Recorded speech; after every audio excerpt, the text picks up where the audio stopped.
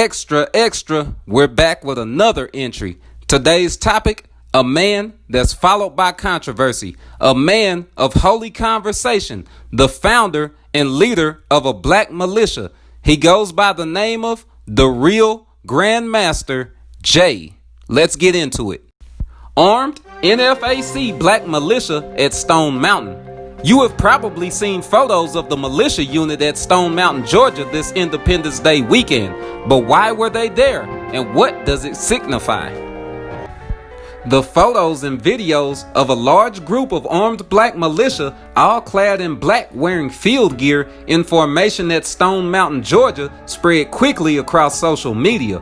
Armed with a wide variety of AK-type rifles, AR-15 rifles, and AR-15 pistols, various shotguns, and 22 rimfires, they held a rally, while their leader, the real Grandmaster Jay, gave a call to action.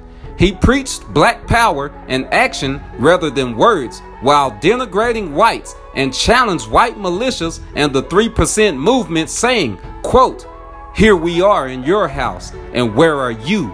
End quote. As they marched off, a passing motorist asked who they were. The real Grandmaster Jay replied they were not Black Lives Matter. They were black militia of the NFAC, not fucking around clan, and his worst nightmare, and demanded reparations for what his ancestors had done to black people. A man after my own heart, the real Grandmaster Jay, came to the plantation of the oppressor with a whip in his hand and asked all of the slaves that was being oppressed, "Y'all want to see something?" and got straight to business. No fear, no talking, just action. A man after my own heart. So, what does all this mean? There are a number of important things to be learned. The first is the real Grandmaster Jay is able to get people to listen to his message and, more importantly, to actively get out and follow him. This is especially noteworthy. He and those with him was able to assemble members from 5 different African American gun clubs and unite them to make a show of force. Armed and clad in similar black uniforms, some with body armor plate carriers, tactical vests, spare mag carriers, they appeared organized and put on a good show for social media. I have been saying for a long time, we are just waiting for leaders to emerge on both sides of the political spectrum. Not the typical politician charlatan on television no one really cares about. Real leaders at the grassroots level who through their spoken word can successfully exhort common people to band together and to follow them. When this happens, massive changes can happen in a very short time frame. Grassroots leadership, massive changes in a short period of time. I don't like that. I'm gonna have to tell Massa. I'm gonna have to drop a dime on them. The real Grandmaster Jay was able to utilize social media to his advantage to get his message out. This was the primary purpose of the exercise, to spread his message. By all accounts, it seems to have worked, and I would expect to see his movement grow and expand into other states. I would expect to see a growth of demonstrations like this in the future in various parts of the country. So, the real Grandmaster Jay is able to understand the value of social media and use it to his advantage to spread his message and gain followers. What are some of the implications from this rally? It is further proof of the ongoing problems currently affecting our republic. Along with the COVID-19 pandemic, riots, cities in turmoil, rise of open Marxists and communists pushing for revolution, anarchists, and the Black Lives Matter movement, we can now add militant black militia members to the mix.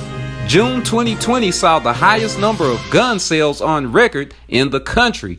Many were first-time gun buyers. It is obvious that both sides of the political spectrum are arming. If a group this large and well-armed wanted to, they could be a serious threat locally. Consider, law enforcement in the United States has never had to face even a squad-sized threat of well-armed, equipped, trained, and organized militia actively maneuvering on them. the short-term results would not be in local police's favor. An organization this large of true believers, if trained, equipped with communications and vehicles, could cause serious problems if they so choose. At this event, they were basically peaceful, with only some intimidation and demands for reparations. Basically, they were exercising their First and Second Amendment rights. The rights are for all Americans. Unfortunately, their message is overtly racist. Anytime one group of people, ethnicity, or race declares themselves superior to another or others, it is wrong. History is full of lessons on how things often turn out very badly. Examples to consider would be ethnic cleansing in the Balkans, the religious fighting between the Muslim Shia and Sunni in Iraq, the 7+ million Ukrainians liquidated in Holodomor of Stalin's forced famine of 1932-1933, 1.5 million killed and expelled during the Armenian genocide, and the list goes on. Also, never forget groups like this are often used as puppets by well-financed and powerful unseen organizations. Organizations which happen to have plans and an agenda of their own. There is trouble brewing on the streets of America. Be very aware of this simple fact and take action to be prepared for whatever might come. Have the discernment to look beyond mere face value of the things you see. Things are not always as they appear. Keep in mind, if a weaker country wanted to defeat the United States, it will make little sense to get in a war they are sure to lose. Why fight the United States if you can get Americans to fight Americans?